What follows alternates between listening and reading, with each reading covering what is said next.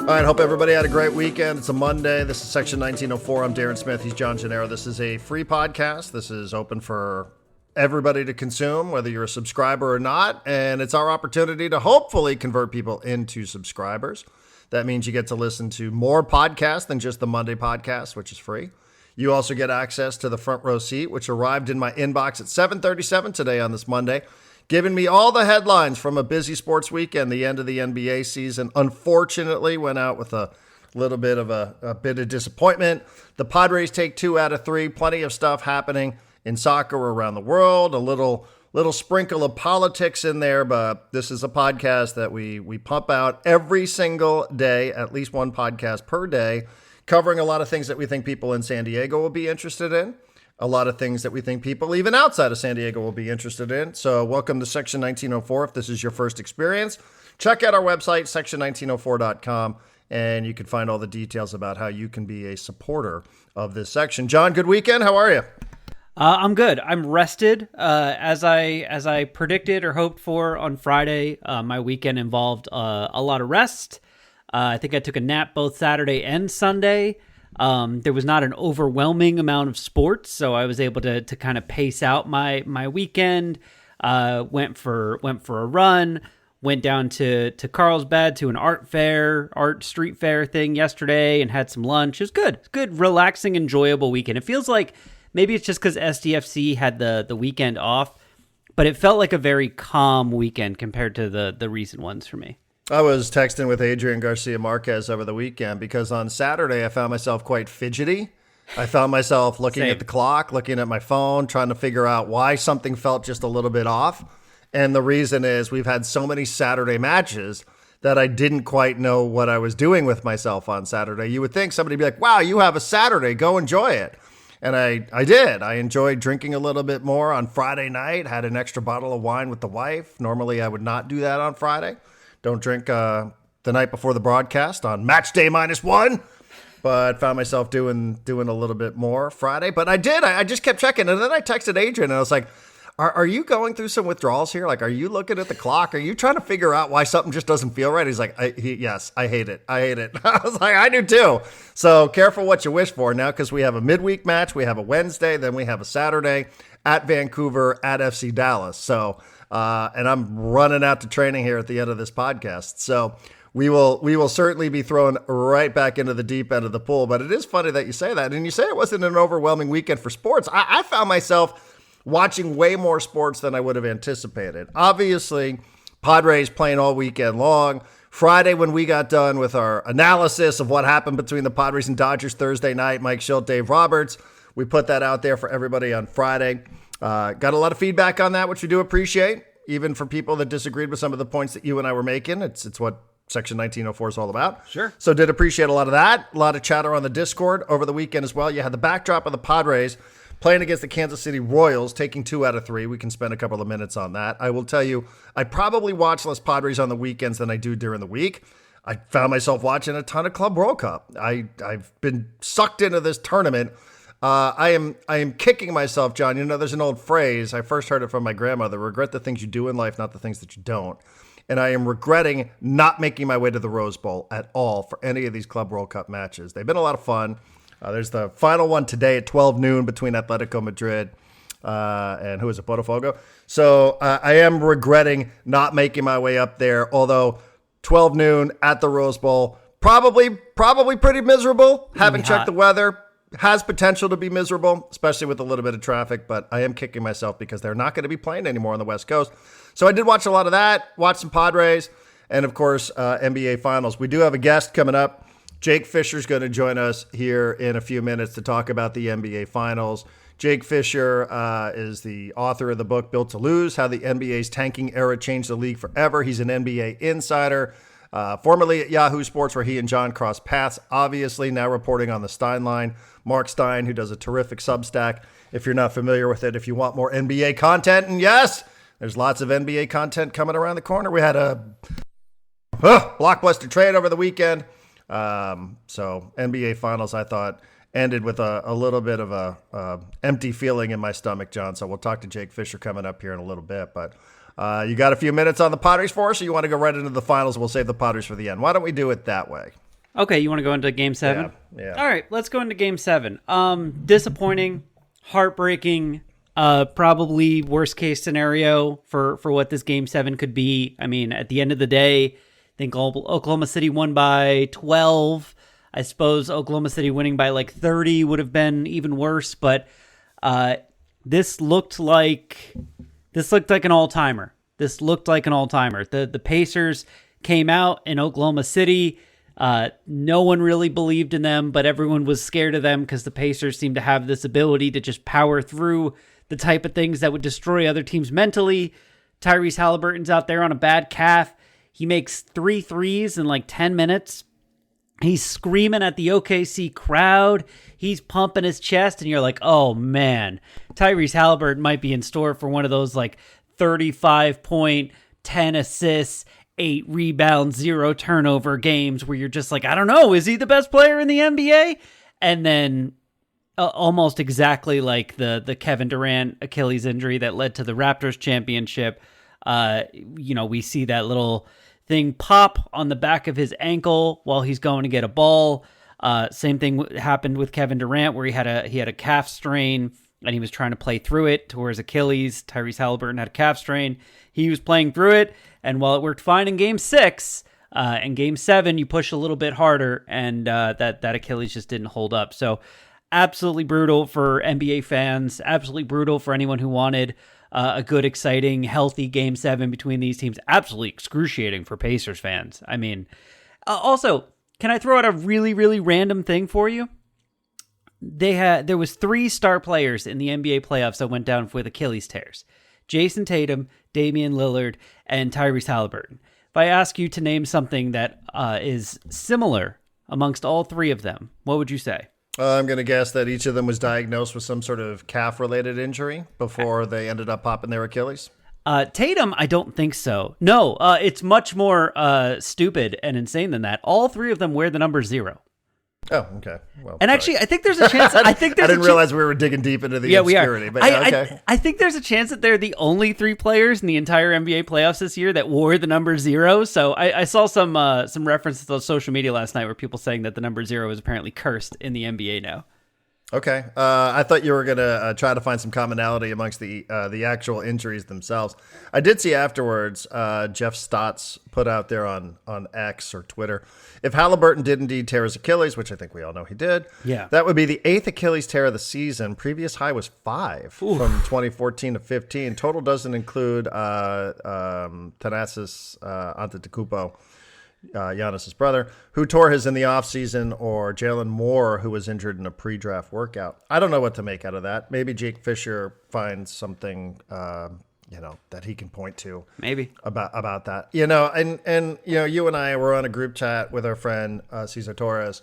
He's like, wow, like you guys kind of talked about this scenario. And I don't want to, I think there's a lot of players that play through some sort of injury, right, and, they don't deal with this sort of devastating type injury. I hate it. Hate everything about it. I felt like it really impacted the game.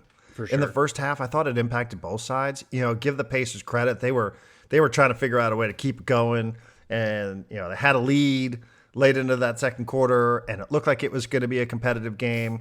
I don't know how the Oklahoma City Thunder, as conditioned as professional athletes are, to train their minds to just move on from seeing devastating, sometimes grotesque injuries happen on the field, on the court, wherever. I think it did have an impact just on the quality of the game in the first half, because how could it not? You're seeing a really, really popular player on the ground writhing in pain. Everybody there understands what it is that just happened. These guys know. They don't need to talk to Tyrese Haliburton's dad. They don't need to wait for an MRI. These guys know. And I thought it did take away a little bit from the game. I thought the tone of the broadcast, which we can talk about later, I thought the tone of the broadcast, it felt a bit impacted. I thought the quality of the play, again, the Pacers trying to scrap for everything that they had, probably trying to pick their teammate up, right? The old saying, as the saying goes.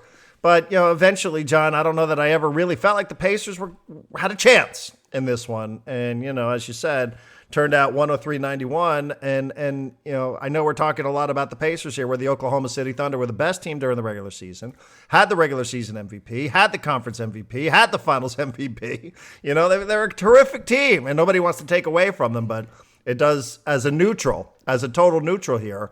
And good for Oklahoma City. Celebrate. Go do all the things. You deserve a ton of credit. But I think for a lot of us who are neutral here, it just does. It felt like the wind came out of the sails after that. Yeah, and I saw, even on the Pacers, I mean, this goes almost without saying, but I saw a quote from Aaron Nesmith where someone was like, what was it like since, a lot of your offense runs through Tyrese Haliburton? What was it like, once he went down trying to play without him? And he was like, our offense? He's like, he's our soul. He's like, we lost our soul. He's like, our soul got sucked out of us. And he's like, we were just fighting because we fight. He's like, but we had no heart, no soul left. And we all kind of knew it. And I think OKC knew it too.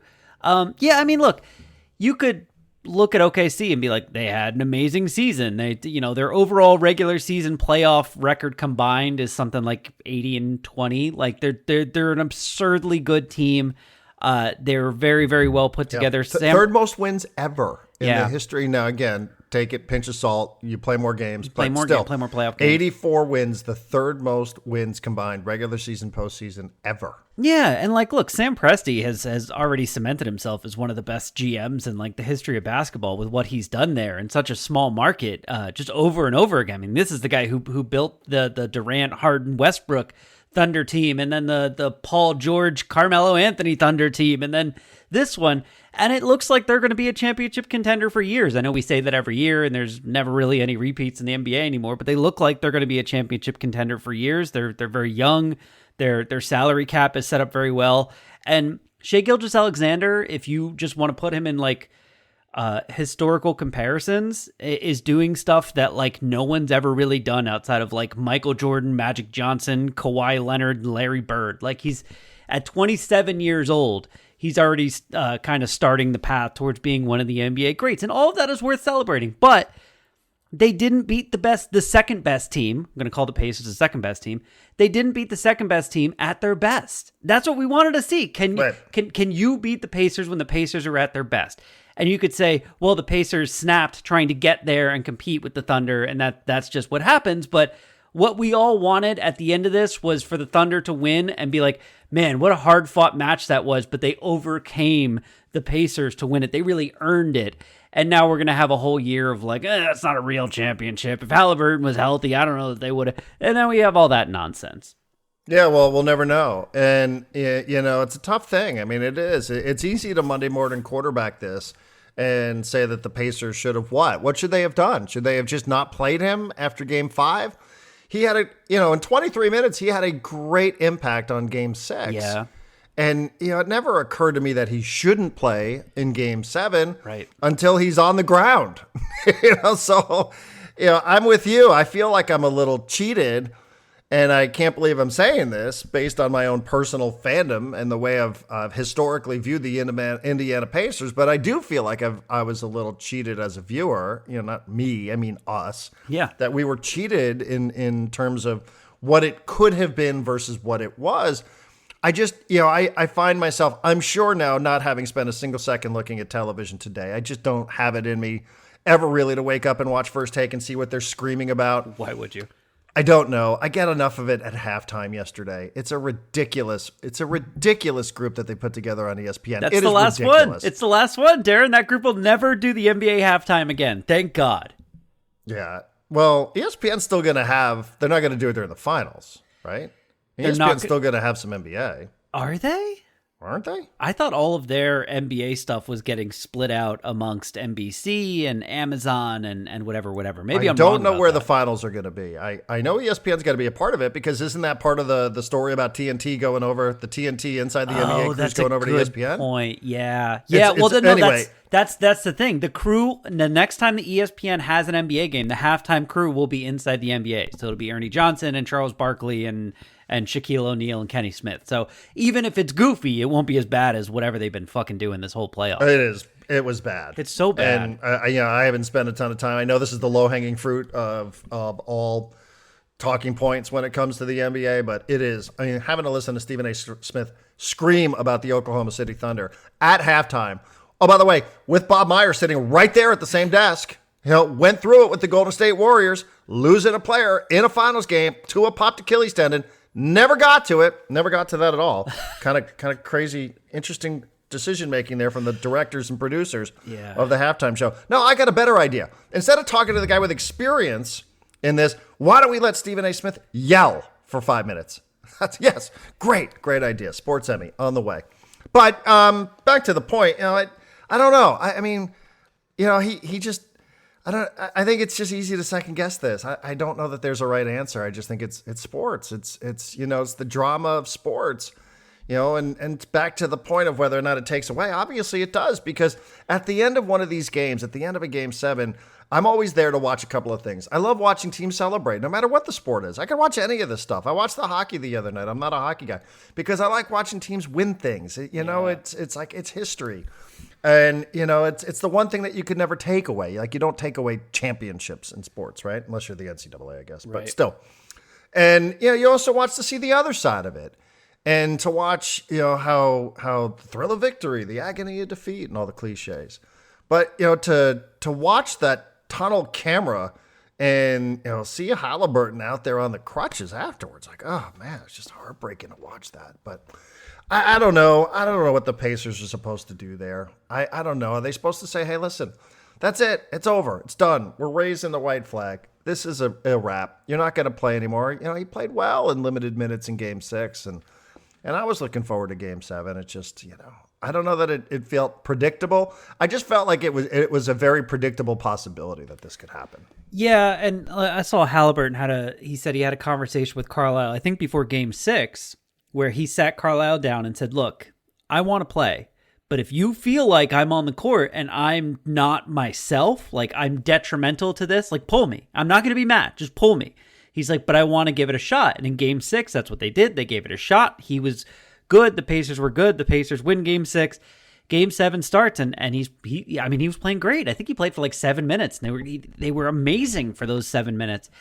I wonder if this is going to self-correct, because I saw so many people last night and this morning saying, like, if you have a calf strain, you can't play. Like, we've just seen too many playing through a calf strain turns into an Achilles injury. And a calf strain can knock you out for a week or two, but an Achilles knocks you out for a year, maybe, derails your whole career. So I wonder if going forward, anytime a guy has a calf strain in an NBA situation, an NBA environment, if they're just going to be like, okay, no, like we're going to wait until that calf feels better because we can't risk it. Like, I wonder if this particular injury is going to be one that training staffs around the NBA kind of self-correct for. Yeah, and, I guess you'd have to go back and chart how many other calf strains there are, and how many of them lead to this kind of situation, how many of them do not. And I was thinking about this too. If you're a Pacers fan, was it worth it for the 2 extra games? Or, I don't know that there's a right answer to that. Again, it's not criticism; it's just a thought. Because now not only do you lose Game 7, which is gut wrenching enough, losing a Game 7 from experience as a fan of a team that did that in 1994, and I still to this day, I'm still bothered by Game 7. Game 6 more, but 7 for sure. Like, that still haunts me to this day as a fan of that team. And I would imagine it's going to be a similar experience for Pacers fan. But now you also aren't going to have this guy for a year. You're not going to have this guy at all next year. Oh, man. Like, it just messes with you mentally, because then it's like, I wish we just would have gotten swept. But this is But this is the other thing about the Pacers, is that the Pacers are specifically built in a specific way that is different from every other team in the NBA, for the very specific reason that they looked at a very strange player in Tyrese Haliburton and said, let's build the best team we can around him. Let's let him play his game, and he'll carry us to the promised land. And that was a huge show of faith, but also really backs you into a corner when he's out for a year. The Pacers have been built to play Tyrese Haliburton basketball. And it's like, Did they play fine last night without him? Yeah. Are they still probably going to make the playoffs because the East is terrible? Yeah.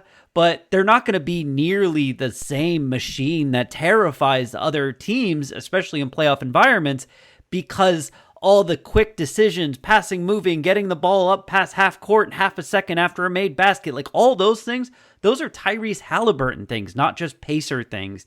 And it's going to be really hard for them to figure out their identity without him next year. Yeah, and selfishly, I hope this doesn't come across as too ghoulish, but you look at the East, you're like, okay, so Tatum's going to be out for a whole year. Halliburton's going to be out for a whole year. The Knicks could ever hire a coach, probably never going to be a better time to go ahead and planning on winning the East. What's Tom Thibodeau up to? Does he want a job? They got a better runway now than they had a couple weeks ago. All right. Well, again, a bit of a disappointing end. I don't know that it invalidates Oklahoma City. I think that they did enough during the regular season and postseason that you would feel like they're worthy champions. It just was a very melancholic feel to it at the end. So when we come back, we'll do some Padres on the other side, but Jake Fischer, who will talk to us about the NBA and the construction of this team and everything else in between. We'll do that next, and then we'll get to some Padres to wrap it up. All right, joined now by Jake Fischer, a.k.a. the People's Insider, the author of the book Built to Lose, How the NBA's Tanking Era Changed the League Forever, which everyone should read. It'll give you a good insight on what the Sixers were trying to do before their whole roster blew up in their face. I know Jake from Yahoo Sports. We work together there. He's my buddy. He now does NBA reporting with Mark Stein on the Stein Line Substack. You're also doing video content, I think, for Bleacher Report.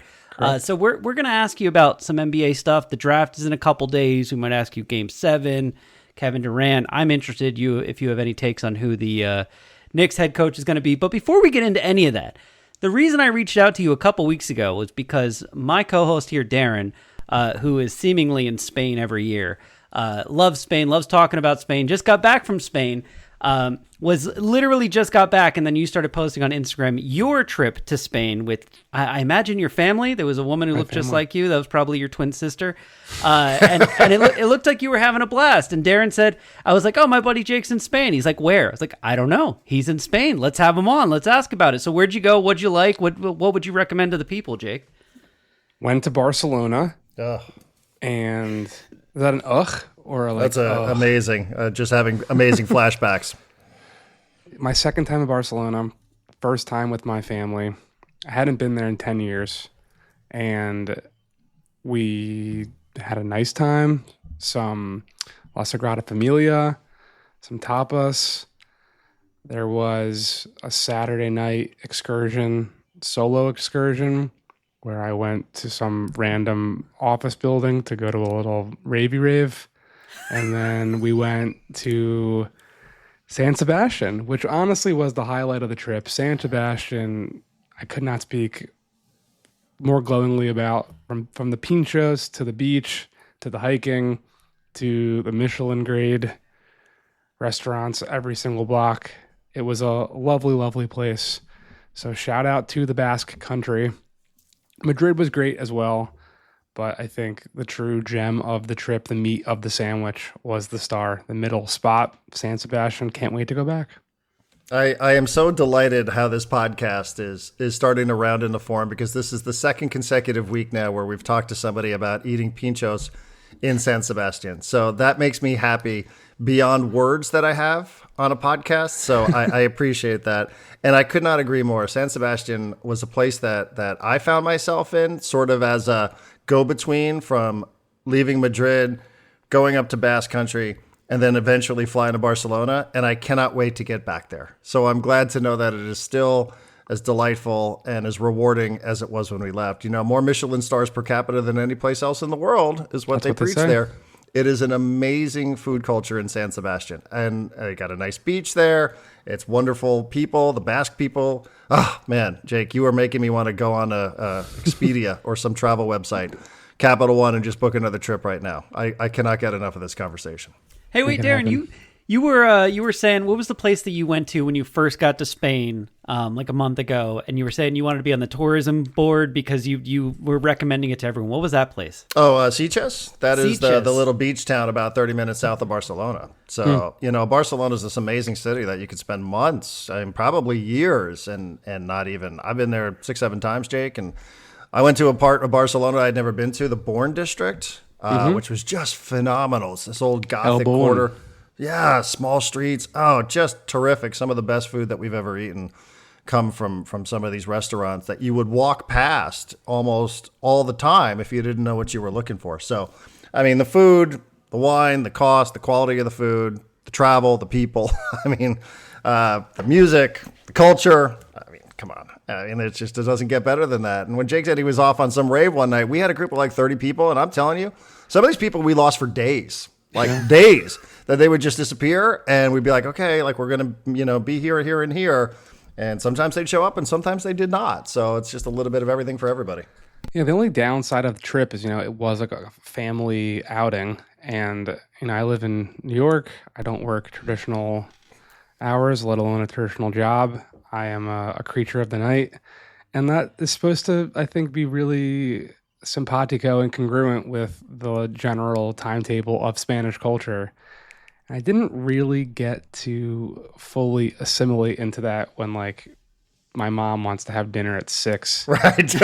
And for some reason on a Sunday, we have 9 a.m. tickets to the Picasso Museum. And that could have been at noon. So I didn't get to fully become the Spaniard that I wanted to become for the, 13 days I was there. But I had a lovely time. One of the first trips that we went on, it was a work trip for my wife. And she had a boss kind of like your mom who's used to eating a little earlier. He lives in Florida. That's where my mom we went to one of these restaurants. What's that? That's where my mom spends half the year. Yeah. So we went to one of these restaurants on the beach there in Barcelona. And, he's like, oh, yeah, let's go have an early dinner, like 7 o'clock. We walked into this restaurant. All the chairs were still up on the tables. He's like, oh, is the restaurant open? And the service staff looked at us like we were crazy. Like, what? It's only 7 o'clock. Like, we got to give us to like 8:30, 9, maybe. Go take siesta. Siesta, yes or no? Our very last night of being in Spain and Madrid for dinner, 8 p.m. reservation, I went my separate ways of my siblings for an hour or two, and I met them at the restaurant. They were already there. I start saying, oh, my siblings, mis hermanos, and they just laughed, and they pointed to the only table that was full.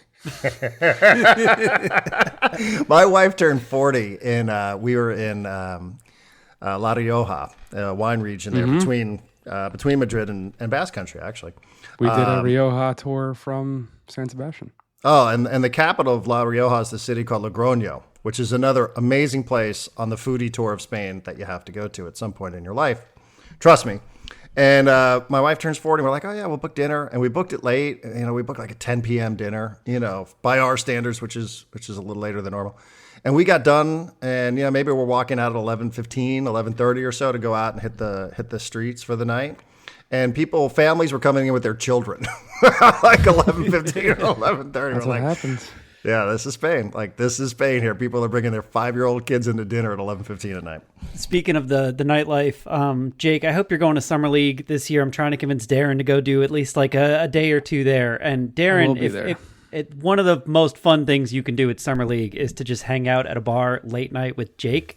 Because NBA people will walk in, they will sit down, and you'll have some fun stories for later. We probably should talk a little bit of NBA, not make this all about Spain. So, Jake, easy question for you: who's going to be the next head coach of the New York Knicks? Figuring out what's going to happen inside Madison Square Garden isn't always the easiest thing to do. But for now, I've been saying Mike Brown for about 2 weeks. And we've heard good things about his interview process. There might be an opening for James Borrego to get involved, it sounds like, which I need to make a call about after we hang up. But I think Mike Brown is pretty, I wouldn't say uniquely, but I would say adequately qualified for this particular role, being that while the head coach is the most often speaking public figure of any NBA team, they, by law, by the governing bodies that be, they literally have to speak pre and post game every day.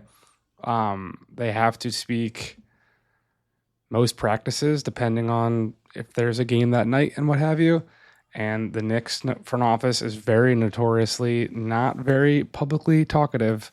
So I think it's like an added thing in that franchise in particular, just based off of the dynamics in the building.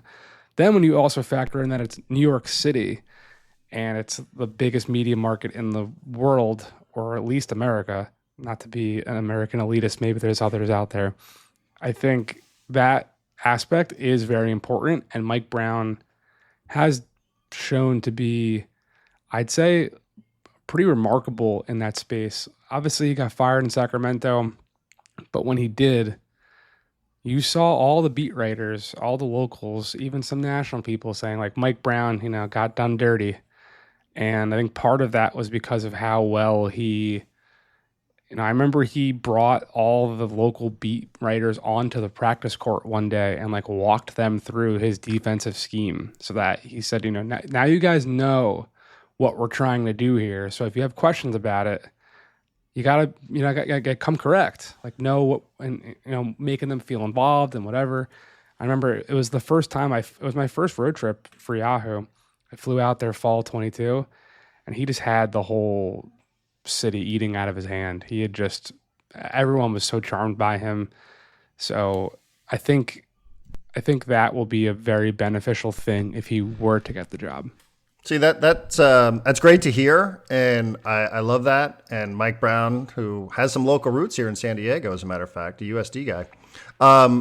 But does that work for the Knicks? They have an owner with the Knicks who has declared war on local media there, who has declared war and banned or tried to ban reporters from entering Madison Square Garden. Can you be that version of Mike Brown if you're working for James Dolan? I think you have to be, even more so. I think you're underscoring the point to the nth degree. I think it's a very necessary piece of this job, and like talking to coaching agents around the league, which like that's a thing for people who don't know. Most people, even like mid-tier front office executives, let alone player development coaches on coaching staffs, all have agents now. Those people were all saying to me in like sussing out what could happen with the job, that is a very necessary aspect of the job. So it's a thing. And I think partially to your point, even more so because of what happens from all the way upstairs, let alone from the front office. Yeah, I'm all for it, for the record. I hope he's allowed to be that version of Mike Brown, especially in a year, Jake, where, unfortunately, based on what it was that we saw last night with Tyrese Haliburton and what we've seen with Tatum, back-to-back 50-win seasons, the East, what the Knicks are looking for here, obviously, is somebody to get them to a level where they didn't feel like Thibodeau could. So, I would think that just being media savvy isn't enough. Like, there's got to be a little bit of steak with course. The sizzle here that he offers too, right? Of course. This team has absolute championship aspirations, and the path in theory just got a lot cleaner there was someone a friend of mine in the league just talking to on the phone post game last night, and he immediately said to me, so who steps up and makes a big move in the East now? Because the Pacers are off the board. And that happened. I was in the lobby of the hotel bar in Chicago during the draft combine, literally as Jason Tatum tore his Achilles. And the people I was sitting next to were immediately talking about how this is going to just make it, no matter what, a law of gravity that Boston was going to sell off players to avoid the second apron, because they're not going to be competing for the title as much as they think they could be anymore. So yeah, it's a thing. The fact that 3 Achilles tears in the postseason, if you want to look at Milwaukee as well, have kind of neutralized, in theory, 3 of the top 4, maybe 5 teams that would have been preseason expected Eastern Conference contenders for next season already. It's pretty jarring. All right, speaking of contenders, I'm not going to ask you to do like an actual basketball breakdown on Kevin Durant going to the Houston Rockets, although I am curious your thoughts if you want to. My question is, as someone who, you literally told me yesterday, like, your schedule got a little bit more freed up after this trade because you were tracking it so closely. What were the other options for where Durant could have ended up? Because Houston just seems like a perfect fit, but there's always like some team that you're like, oh, he could have gone here, that just makes my head, brain explode, or at least get curious with how interesting it could have been. Yeah, I mean, to put it back to the last question too, like if the Miami Heat ended up with Kevin Durant, Right.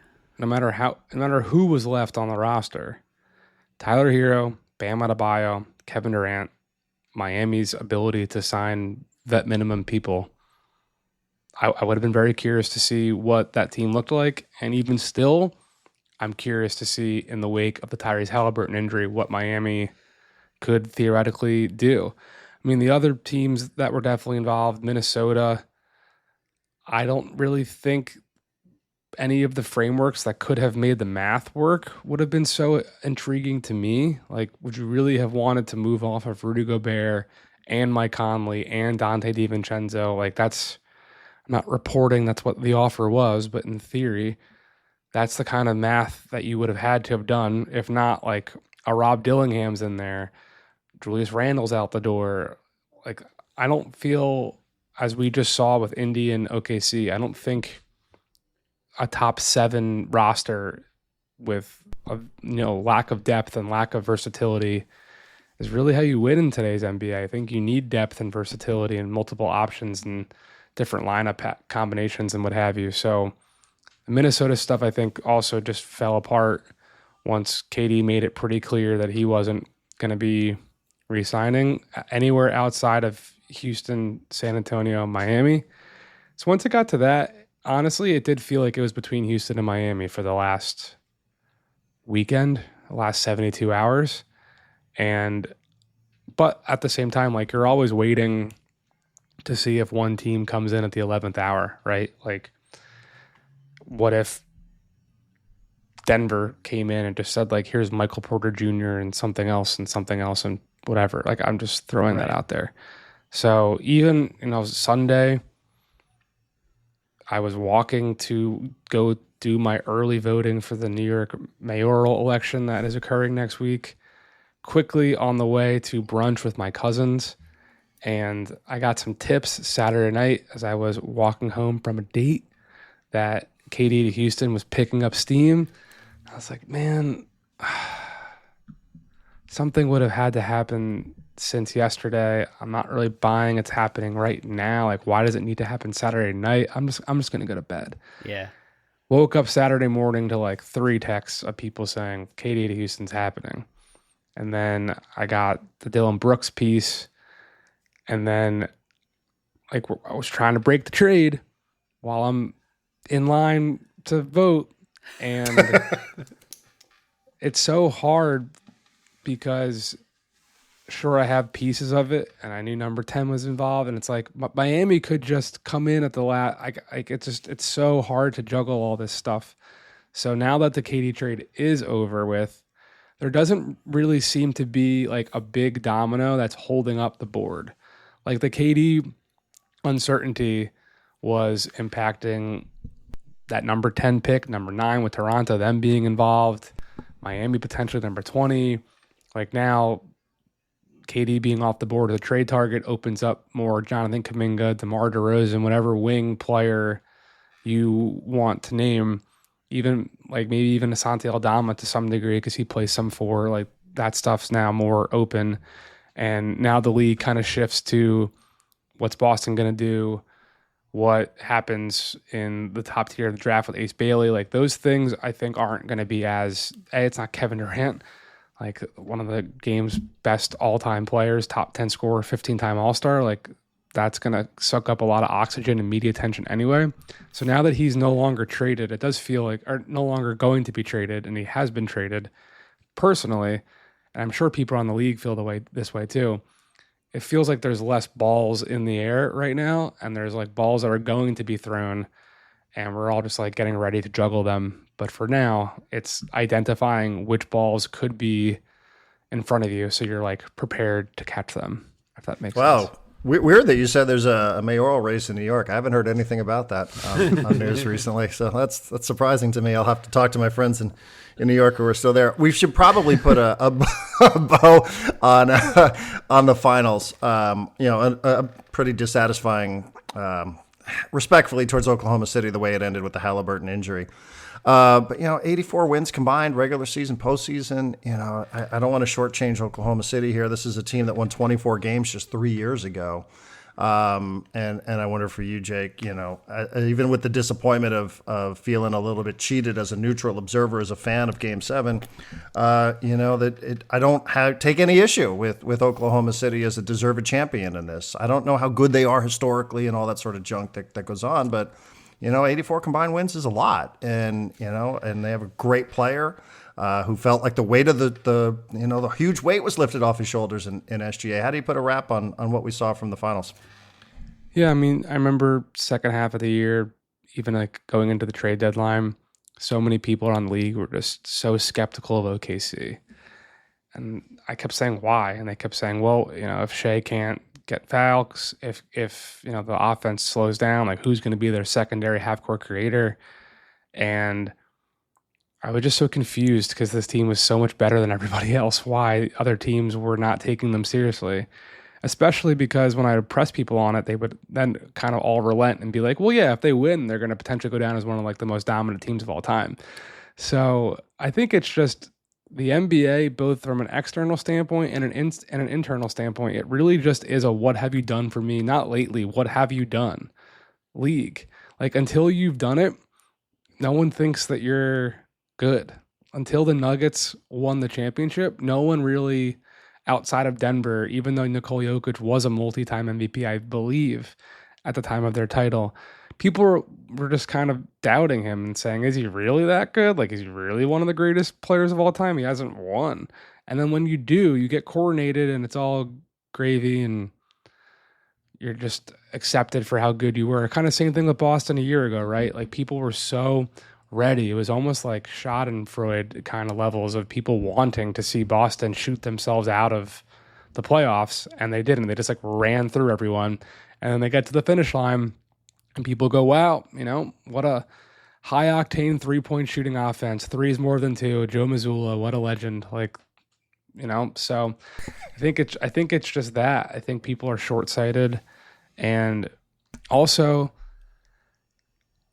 I think we just live in a culture too, generally now, where people want to be haters. Like last night, I was so struck throughout the whole evening about how good Lisa Salter was throughout the whole broadcast. Like Lisa Salters, I don't know what happened to her, had to leave the finals for some personal reason, if you guys recall. Yeah. Earlier in the series, which is, I mean, this woman is the sideline reporter for the NBA Finals. If she had to depart that task, must have been something tough. So for her to like come back, even in general, sure, like do your job, you get paid well, blah, blah, blah, great. But to come back and also, like, I think she technically broke that Tyrese Haliburton, like she confirmed that he tore his Achilles by talking to his father. Yeah. And she brought like such great insight, I thought, throughout the game, especially particularly in the post Haliburton madness. And then the post game interviews, I thought she was terrific. I just tweeted out, Lisa Salters was great tonight, folks. Not even like thinking anything of it. I just wanted to give a colleague some public acclaim or credit. And people killed her. Like, were you watching the game on mute? And it's just like, really? It's a Sunday night and something happy happened for someone, and I'm watching a woman comport herself, to my perspective, really well in that moment, in the middle of all that joy, and now you're just going to come off the top rope and be like, yeah, fuck her. Like, it's just, I think people, so yeah, that's my long ramble of that. OKC deserves this moment, but no one was going to believe they could do it until they did it. And now that they did do it, it's going to be all about, well, can they do it again? And if they can't do it again, it's going to be, oh, there was such a one-trick pony, like, haha, OKC couldn't get back. So, I don't know. That's my I'm going to stop talking. No, that was great. And it sums up everything about modern media in just a couple of sentences. Yeah, and I know we're a little long on time. I have one more question for you that I thought of during your Lisa Salters thing, which is the NBA draft's coming up in like 3 days. You once told me, Jake, that the NBA draft is kind of like your Super Bowl. Like it's when you have to do the most work, you sleep the least, there's the biggest payoff for you. And I've seen you have great NBA drafts where you're calling stuff 4 or 5 picks ahead, you're breaking trades, all that stuff. I don't remember if it was last year or the year before. I remember you had kind of a rough draft where you had like 2 or 3 things that you like thought were happening or you got led astray. They turned out to be wrong. And I thought a lot of people came at you They did. really, really harshly for getting like 1 or 2 things in a meaningless NBA draft wrong because you were trying to get out there first. And like that's... And I knew that I didn't have to worry about you, that you were going to like absorb that and be like, okay, like mistakes happen. I need to use this to get better. But with the NBA draft coming in a couple days, I'm going to make this multiple choice. A, how are you personally like getting ready for the challenge of the NBA draft? Or B, if you don't feel like talking about that at all, what's going to happen at 2 and 3? Well, this year is different because I'm going to be in studio for Bleacher Report. So Nice. I'm more thinking about that because fortunately at this stage of my life and career, I am primarily motivated by the responsibilities I have to the people that pay me. And then everything else is gravy. So yeah, if I can break a trade or a pick or 2 along the way, that'll be great. But primarily, I just want to be like even the KD thing. Like we were right there. Stein texted out a tweet about Kevin Durant, Rockets, Dylan Brooks sources. Like we had it. And I was like, man, I just want one. Like we had lines out to one last, could I get one last little nugget to have the fuller picture? And we didn't. And Shams had it 5 minutes later. And it just sucks. But we weren't wrong, which is a nice thing. And the things that happened on draft night, I fucked up one of them. I just read a text wrong. Like I got a text from Charlotte that said we are trading with Memphis. And then I reread it again after he texted me back and said we are talking trade. And I was like, oh, fuck. And then the later one with Khalil Ware, the same person who'd given me a couple picks earlier that I was miles out in front of, just was wrong. So I trusted a person who had proved me right 10 minutes earlier. So it's really not in my brain at all, to be honest with you. Good. But I am going to be on camera trying to do as good a job on that as I can. So Bleacher Report wants to bring me back next year, and I will try to get as much as I can, but I'm not going to sweat it. Yeah. Okay, thank you for that answer and that look into the life of a reporter and how hectic and crazy it can be. Thank you for all of this, including the 6 minutes on Spain, which apparently everyone who listens to this podcast needs to visit now.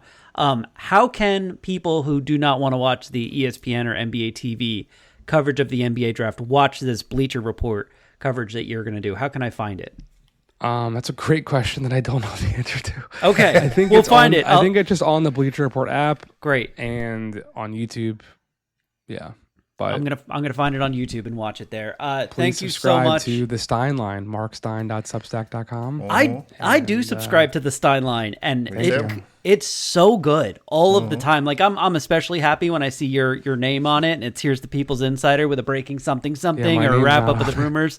Those are great, but Stein is also always great. The writing's great, the reporting's fantastic. I feel like you guys have a real level head about your NBA coverage, and you're not playing the stupid algorithm games, and I really genuinely appreciate that. Anyway. By the way, Mark Stein, a Southern California Cal State Fullerton. Huge Cal State Fullerton baseball fan. Really? Mark Stein. Oh, yeah. Big time. I had no idea. Anyway, thank you, Jake. Appreciate you coming on and giving us some time, some insight. Have fun covering the NBA draft in a couple days. Thanks, man. Appreciate you. All right. I enjoyed that a lot. That was good to chat with Jake there. A lot of good insight too. I will say, oftentimes, listening to some of the insiders, if you're 5 minutes late on a story, like it just feels like it ruins your day. It eats at like there was a report who wrote, or once upon a time somebody wrote when it was, Woj and Shams were like the two Mortal Kombatists. Yep. Somebody just like wrote a profile piece on Shams. They're like, this guy like spends his whole life just trying to break the most irrelevant trade you've ever heard in your life, just so he can say, I got one over on Woj. Yeah, they had the thing where like it gives you your Apple, like how much time you've spent on your phone per day, and his was like, oh, mine shows like 20 hours a day. And I was like, what? Yeah, that's insane. He is right about the whole hater culture too. I mean, it is, again, there's like a real story here because of what happened with Haliburton.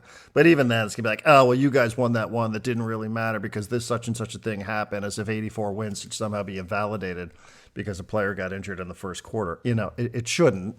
It will, but it is a little bit of a hater culture. And, now there are haters that are employed. I mean, this has become part of the strategy of the networks, that you have people who are, I hate to go back to Stephen A., but look at the whole Cowboy stuff that he does. It's just gross. Anyhow, and we can maybe use this to transition. And I have that piece of audio that we were talking about earlier this morning, and we can make this a part of it if you want. But I really do feel like certain fan bases just can't actually appreciate sports because they feel like their job is to support their fan base and hate the other team no matter what.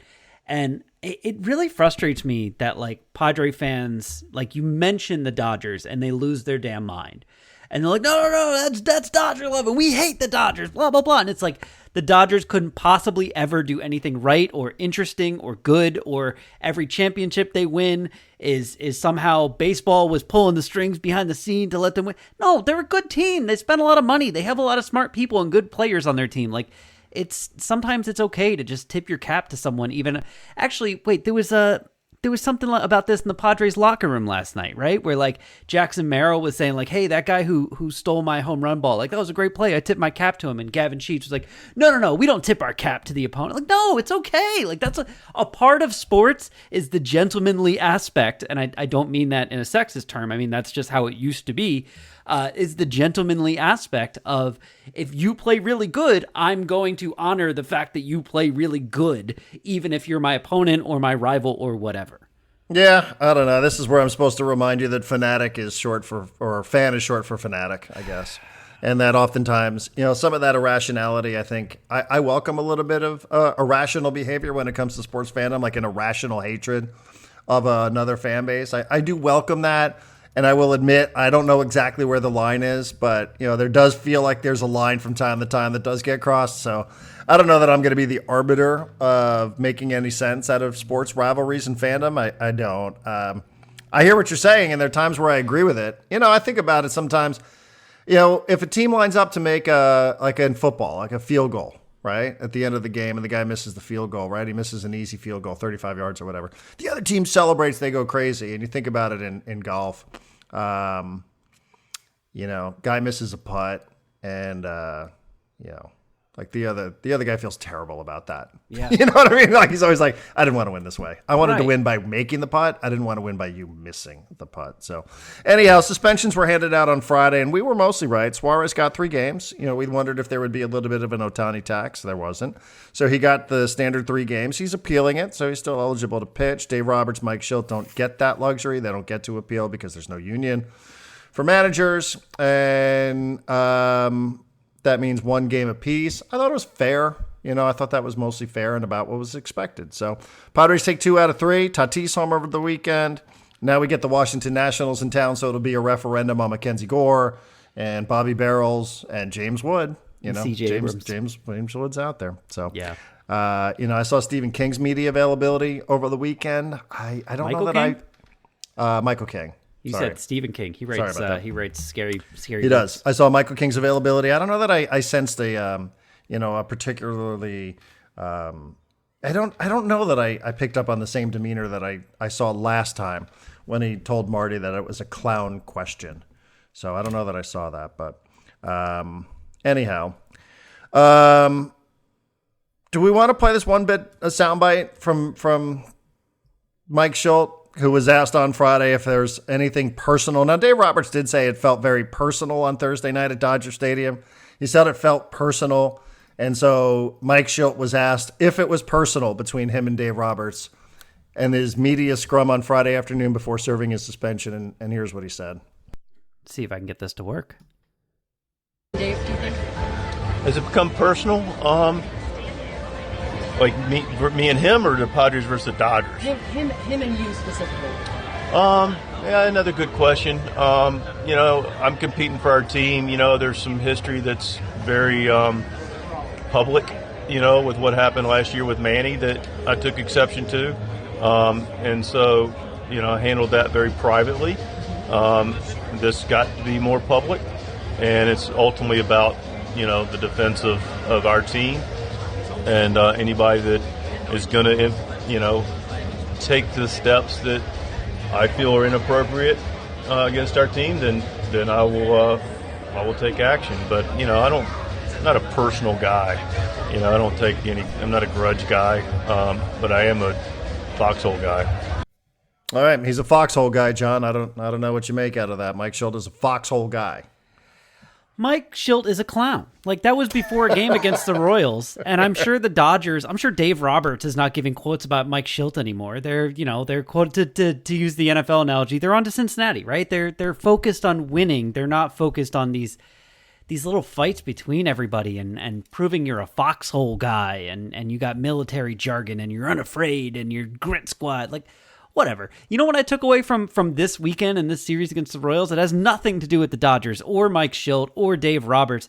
It's that the Royals don't look like they're a very good baseball team at all, and the Padres really struggled to win that series against them. Like, they came very close to losing like almost all 3 games, and luckily they escaped with 2 in the later innings.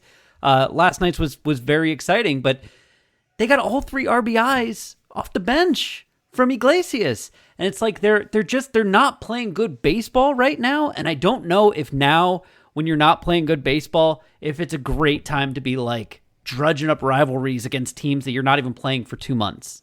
Video courtesy or audio courtesy of Marty Time TV. So let's give her a shout out there. She had all the, Marty's always scurrying around trying to poke the stick in the hornet's nest and see what she can again, it goes back to the other term that I just often find myself saying in my head when it comes to Mike Schultz, which is like main character syndrome. Mike, like, we don't know, nobody gives a shit. Yeah. If it's personal with you and Dave. What does that even fucking mean? Like, why is it? It's not about you.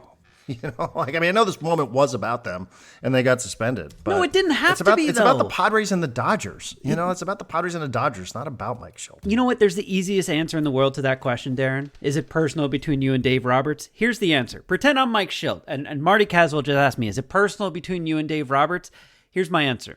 No, it's not personal between me and Dave Roberts. And as a matter of fact, if any manager in baseball wants to throw at Fernando Tatis Jr. X number of times in X number of games, I'm going to come at them too. And I'm going to yell at them too, because I stick up for my players, especially when I feel like they're being targeted. Period. End of story. You have, it's just so fucking childish. Yeah. Again, I keep thinking this is a 56-year-old man and a 53-year-old man wearing baseball costumes. Yeah. I mean, and that really what it is. That's really what it is, And I know you can put a bunch of significance on this if you want, and people will, and people will, and I'm sure that he earned a lot of points with a lot of Padre fans for being a foxhole guy. But like, what does that even mean, man? I don't know. It just sounds like a weird thing. Sounds like he's got a lot of interesting things to say, but man, sometimes you actually think about it and you're like, I don't know what the hell he's talking about. It's also, anyhow, it reminds me of, remember when Kellen Winslow Jr. got in trouble for doing the like, I'm a soldier, I'm a fucking soldier. Like, it feels like that, where it's like you're just cosplaying as military because you think that that's going to bring the team together and get them playing harder. And it's stupid, man. You're not military. Your guys playing a stupid game. There was a really cool article over the weekend that I forgot to put in front row seat this morning about how much time baseball players spend away from their families and away from their friends and away from their homes, and what a mind fuck that can be for them, and why that leads to a lot of broken marriages and things of that sort. But you don't need the military shit. Yeah. Well, it's the team of the military, John. As you know. Jesus. All right, we'll leave it there for Monday. We'll have some Padres and Nationals to talk about over the next couple of days because absolutely no storylines there whatsoever, None. depending on what it is that former Padre players do for the next 3 days here in America's finest city. Thank you again. This is a completely free podcast, so thank you to everybody who subscribed. And if you haven't subscribed, we certainly would appreciate you considering doing so. You can do it for as low as $5 per month here in Support Section 1904. 100% listener supported. All right, enjoy the rest of your Monday. I'm off to SDFC. We'll do it again on Tuesday.